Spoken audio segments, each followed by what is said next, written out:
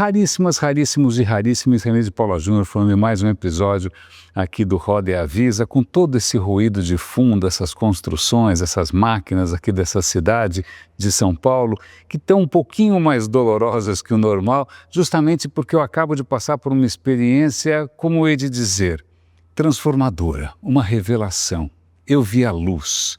Não, na verdade, eu vi a luz de um sol inclemente com ultravioleta que mais merecia o nome de ultraviolenta, né? Mas na verdade não foi nenhuma experiência mística.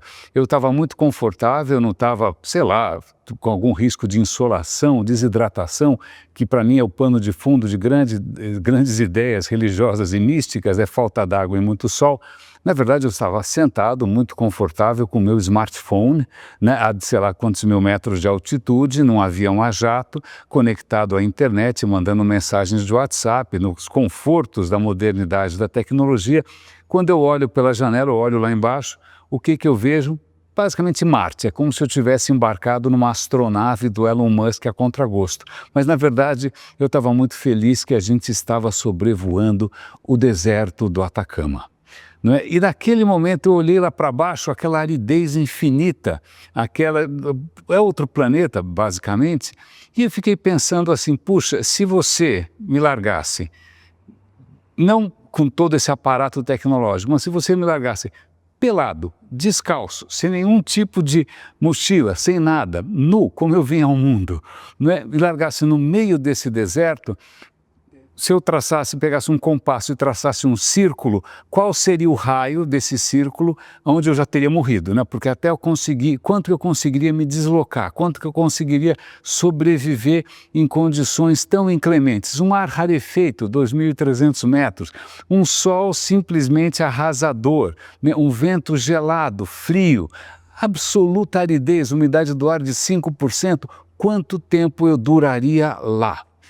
E aí, eu pensando nisso, eu estou elaborando aqui um conceito que talvez, sei lá, tenha o seu papel nesse momento agora, espero que para você faça algum sentido. É lógico que se você olhar Top Voices por aí, outros canais, mesmo a capa do Estadão esse dia, eles contrataram a África para chegar à profunda conclusão que toda a campanha de 150 anos do jornal deveria ser o tema da independência. Independência é desculpa África, desculpa Estadão. Mas eu sei que tem grandes vozes, bastante vocais por aí, bastante bem remuneradas, com essa ideia de homens heróicos, estoicos, que, né, capitão do seu destino, que vencem as adversidades com a sua personalidade, né, inabalável. Na verdade, eu quero propor uma outra coisa aqui. Ao invés dessa noção de independência, o que uma breve experiência na região me ensinou é a interdependência. Veja, eu, um cidadão, né, do século XXI, não duraria meia hora, né, exposto àquele ambiente tão hostil. Mas há milhares de anos, povos, os atacamenhos, por exemplo, habitam aquela região ali, primeiro como caçadores-coletores, depois fazendo seus pequenos vilarejos, tem lá a aldeia de Tolur para você visitar. Eles já estavam se estabelecendo ali. O que muito me intriga, né? Eu provavelmente ia procurar um lugar um pouco mais hospitaleiro, mas eles se estabeleceram por ali, conseguiram descobrir juntos uma maneira de sobreviver, juntos uma maneira de lidar com a natureza que não fosse predatória, que não fosse destrutiva, que não fosse de exaustão dos recursos naturais, mas não só, eles se contactaram com outras culturas, a cultura inca, culturas da Amazônia, culturas do sul do Chile, e eles eram ali mais ou menos uma ponte entre essas culturas todas, importavam, trocavam mercadorias. Em suma, eles sobreviveram não como triunfo da independência, mas como um triunfo da interdependência. Alguma coisa que a gente infelizmente esqueceu. A gente tem ouvido vozes por aí, vozes que não podem ver um microfone, né? Mas eu sei, eu também tenho esse pequeno problema. Mas vozes aí muito vocais e muito interessadas em divulgar a sua própria excepcionalidade.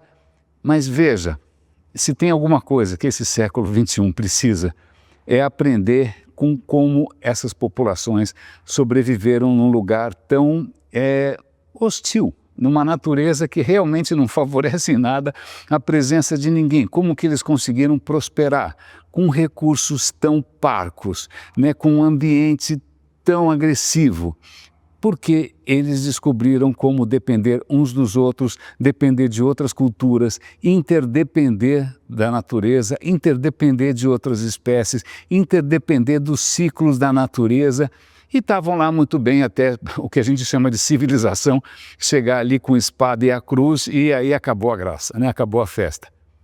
Eu acho que essa exposição tão direta, tão intensa, tão brutal, aquilo que a natureza antes da gente conseguir estragar, né, aquele céu infinito, né, aqueles lagos extraordinários no altiplano andino, com vicunhas e pássaros e salares, com flamingos. Falou, uau, era assim então? Antes da gente asfaltar, antes da gente fazer máquinas de construção civil, antes da gente levantar paredes com ar-condicionado, antes da gente inventar todo um aparato que, na verdade, distancia a gente da natureza. Mas eu não estou aqui com papo de abraçar a árvore, não. Eu estou aqui com papo de abraçar a todos. Não é? Eu acho que, veja, a gente tem hoje péssimos exemplos de países que estão America First, eles querem ser completamente independentes do mundo. Né? Esse risco esse extremo testosterona, esse machismo alfa, de achar que você é um guerreiro solitário, que vai independente, que você não precisa de mais ninguém, eu acho que isso não tem um bom futuro. Né? Justo numa hora em que o estrago que a gente fez com a nossa cegueira, o estrago que a gente fez por não perceber o quanto a gente depende de tanto e de todos e de tudo, né? Eu acho que é mais do que um momento da gente parar de prestar atenção nesses caras que batem no peito ali, mostrando a sua masculinidade e o seu espírito estoico, e começar a tentar propor, construir. E eu não tenho isso na cabeça, isso não me veio 10 mandamentos, não veio alguma visão sagrada. Não, foi simplesmente uma intuição de que alguma coisa a gente tem que ouvir, inclusive da própria ciência. Não estou falando nenhum papo esotérico aqui, nenhum papo holístico.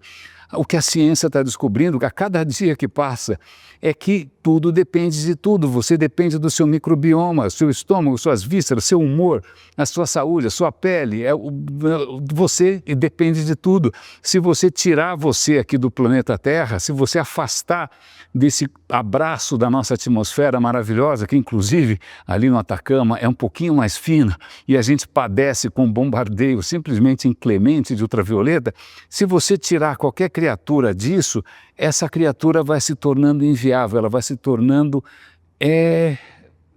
praticamente, vai murchar como uma flor.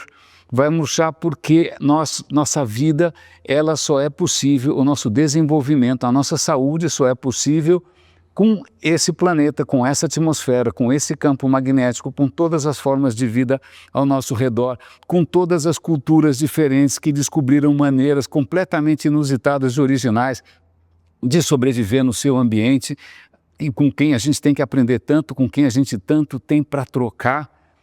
Eu acho que está na hora da gente declarar interdependência ou morte. Caríssimas, caríssimos e caríssimos, muito obrigado pela atenção. Eu vou devagarinho elaborando um pouco mais essa ideia. Cuidem-se, um grande abraço e até o próximo episódio aqui do Roda e Avisa.